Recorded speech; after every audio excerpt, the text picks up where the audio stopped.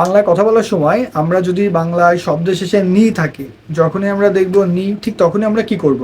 তাহলে আমরা যখন কথা বলবো, কথা বলার সময় যদি নি থাকে, সেক্ষেত্রে আমরা ডিড নট ব্যবহার করব। স্পিকিংয়ের ক্ষেত্রে নি নি যখনই থাকবে তখনই আমরা ডিড নট ব্যবহার করব। মনে থাকবে নি ডিড নট, নি ডিড নট, নি ডিড নট। তাহলে যখনই কথা বলার সময় নি থাকবে আমরা ডিড নট ব্যবহার করব। যদি বলি যে আমি গতকাল স্কুলে যাইনি, এই যে নি, তাহলে এখানে নি দেখলাম, আমার মাথায় চলে আসবে কি ডিড নট। মোট কথা নি ডিড নট, নি ডিড নট, নি ডিড নট। তাহলে যখনই নি তখনই ডিড নট, নি ডিড নট। আমি বললাম যে আমি গতকাল স্কুলে যাইনি বা আমি গতকাল কলেজে যাইনি, সেক্ষেত্রে বলবো কি আমি, তাহলে আই। স্কুলে যাইনি, আই সাবজেক্ট, এরপরে কি বসবে? Did not. I did not, did not কলেজে যাইনি বা স্কুলে যাইনি, স্কুল বা college. I did not go, কি করিনি? যাইনি। I didn't go to school বা I didn't go to college. এই যে এটা একটা শব্দটা যদি আমি স্ট্রাকচারালি মেনটেন করি, তাহলে কি হবে?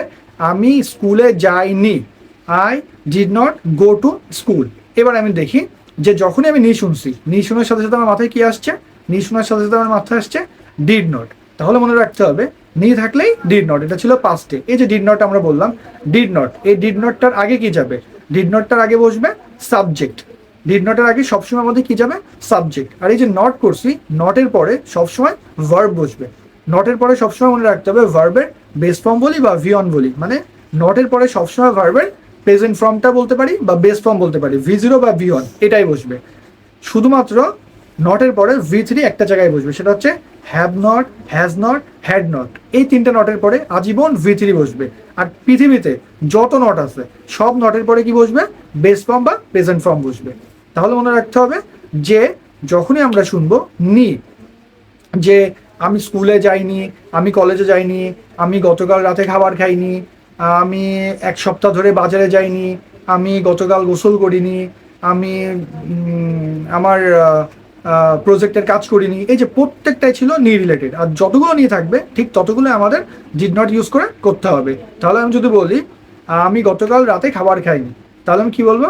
I didn't have my meal yesterday বা I didn't have my meal last night. এখানে বললাম কি খাবার, এই যে আমি ইট ব্যবহার না করে আমি হ্যাভ ব্যবহার করলাম। মনে রাখতে হবে ভারী খাবারের ক্ষেত্রে আমরা ইট ব্যবহার করব না, ভারী খাবারের ক্ষেত্রে আমরা হ্যাভ ব্যবহার করব।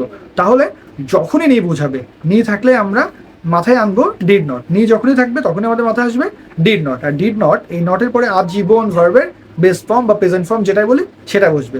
তাহলে আমি স্কুলে যাইনি, যাওয়া ইংরেজি কি? গো। ডিডেন্ট গো, আমি খাইনি, ডিডেন্ট হ্যাভ, আমি হাঁটিনি, আর ডিডেন্ট ওয়াক, আমি খেলিনি, ডিডেন্ট প্লে। এই যে ডিড নট, ডিড নটের পরে সবসময় ভার্বের বেস ফর্মটা বসাতে হবে। মাথায় রাখতে হবে নি থাকলেই ডিড নট, যখনই আমরা নি দেখবো তখনই ডিড নট বসাবো। তাহলে আমি যদি একটু বলি যে আমি গতকাল পড়িনি, আমি গতকাল পড়িনি, এই যে নি পাইছি আমি, তাহলে কি করব? I didn't read yesterday. তাহলে সবসময় মনে রাখবো বাক্যে, বাংলায় বাক্যের শেষে যখনই নি থাকবে তখনই আমরা ডিড নট বসাবো।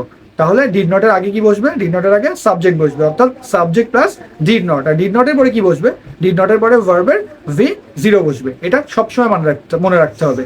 তাহলে যখনই নি তখনই ডিড নট, নি ডিড নট, নি ডিড নট। আর এই নটের পরে ভার্বের বেস ফর্ম বা প্রেজেন্ট ফর্ম এটা বসবে। একটা জায়গায় ভার্বের ভি3 বসবে, সেটা হ্যাভ নট, হ্যাজ নট এবং had not. I repeat, have not, has not, had not, এরপরে ভি3 বসবে। এ বাদে যত নট আছে তারপরে ভার্বের বেস ফর্ম বসবে। এটা আমাদের মাথায় রাখতে হবে। তাহলে নি থাকলেই আমরা চোখ বন্ধ করে ডিড নট বসাবো। ডিড নটের পরে ভার্বের কোন ফর্ম বসে? ডিড নটের পরে ভার্বের বেস ফর্ম বসে। Thank you.